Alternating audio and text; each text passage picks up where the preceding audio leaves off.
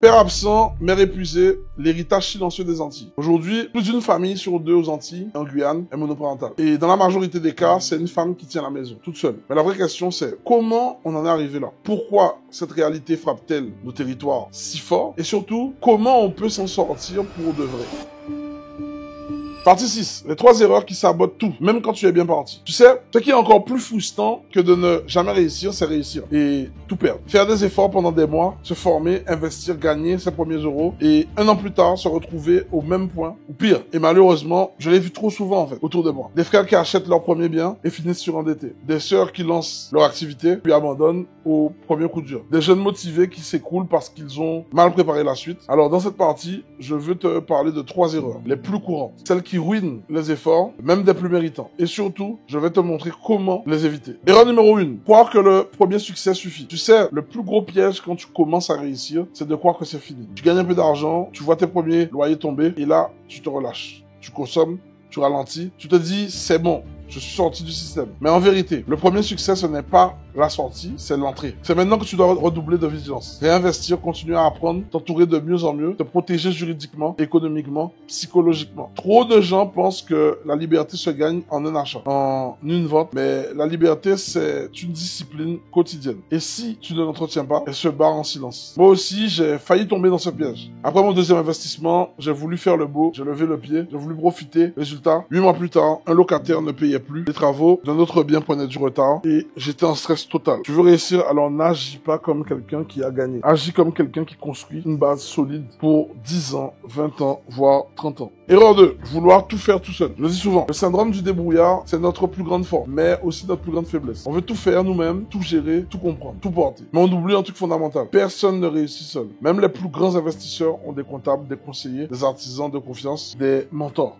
Et pourtant, beaucoup des gens chez nous refusent de se faire accompagner. Par fierté, par peur, par manque de confiance. Résultat, ils font des erreurs qu'un bon conseil aurait pu éviter. Ils signent de mauvais contrats, ils payent trop de charges, ils se retrouvent seuls quand ça commence à brûler. Ce que je veux dire par là, c'est que c'est simple. Entoure-toi, même d'une seule personne de confiance, parle de ton projet, demande des retours, sors de l'isolement. Le succès aime les réseaux, pas les solitudes. Et si tu ne sais pas à qui parler, eh bien, c'est pour ça que j'ai créé le Festival Lionnage. Un événement 100% dédié à celles et ceux qui veulent construire ici, chez nous, avec stratégie et fierté, que vous soyez débutant ou que vous soyez déjà investisseur, que vous soyez en local ou dans la diaspora, que vous ayez 5 millions ou 0 centime d'épargne. L'important, c'est d'avoir une vision et un plan clair pour qu'on sorte ensemble du réflexe du silence. Le lien se trouve en description. Erreur numéro 3, ne pas payer son mental. Tu peux avoir les meilleures stratégies, les meilleures formations, les meilleurs business plans. Si ton mental est fragile, tu vas tout saboter. Beaucoup de gens abandonnent, non pas parce que c'est trop dur, mais parce qu'ils ne supporteront pas la pression, le doute, le jugement. Et je pense que tu connais ça. Tu lances un projet, la famille te dit, toi aussi, tu fais ça maintenant, t'as changé, hein. Pourquoi tu ne fais pas comme les autres? Et parfois, ça vient de toi-même. Tu te dis, je n'y arriverai jamais, ce n'est pas pour moi. Et si je perds tout? C'est pour ça que tu dois muscler ton esprit. Et ça, là, ça va pas se faire par magie. Ça passe par la lecture, par l'entourage, par la répétition des bonnes habitudes, par le fait de parler à des gens qui pensent en solution et non en problème. Tu veux bâtir un empire? Alors, commence par bâtir un mental de bâtisseur. Et ça, je répète souvent dans mes vidéos, dans mes mails, dans mes partages, on ne gagne pas avec la force des bras, on gagne avec la constance de l'esprit. Donc,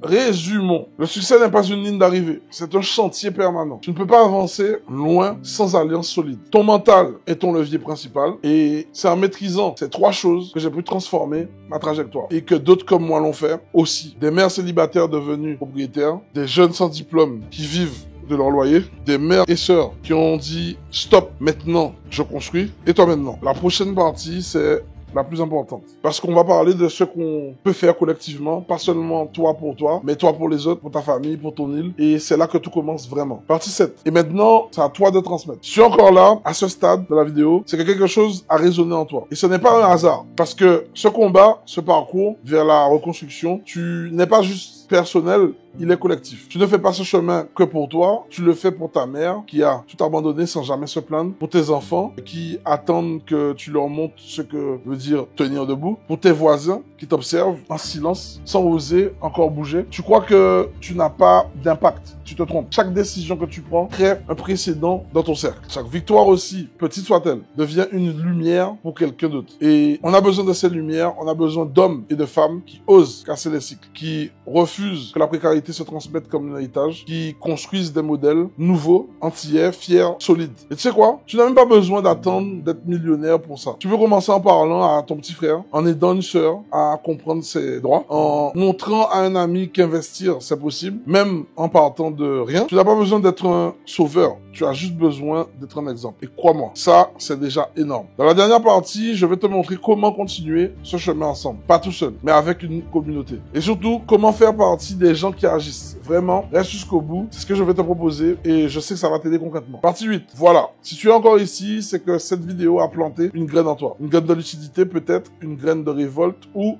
une graine de décision. Et tu sais quoi? C'est exactement ce que je voulais parce qu'on ne changerait pas les Antilles, la Guyane ou les Caraïbes avec des slogans, des cris de colère ou des promesses politiques. On les changera avec des gens comme toi qui décident de se relever puis de tendre la main. Cette vidéo, elle n'était pas juste là pour te faire réfléchir, elle était là pour t'équiper, te donner des clés, te montrer qu'il existe une issue, même si tu pars de très loin. Tu n'as pas besoin de tout comprendre aujourd'hui, tu n'as pas besoin d'avoir toutes les réponses maintenant, tu as juste besoin de continuer, de ne pas t'arrêter ici. Et c'est pour ça aussi que j'ai créé le journal des débrouillards. C'est ma newsletter privée que j'envoie chaque semaine à ceux qui veulent construire une stabilité économique, une vraie liberté, une nouvelle génération de bâtisseurs conscients. Dans chaque édition, je partage des stratégies concrètes, immobilier, finance, opportunités locales, des retours d'expérience, réussite et erreur d'ailleurs, et surtout un mindset de feu. Ce n'est pas une newsletter comme les autres, c'est un outil de transmission, un repère. Un espace où on casse les anciens schémas et où on construit les fondations d'un avenir entier, souverain. Tu y trouveras des ressources de Cariel, des méthodes que j'utilise personnellement et parfois des opportunités préservées uniquement aux abonnés. L'inscription elle est gratuite, tu trouveras le lien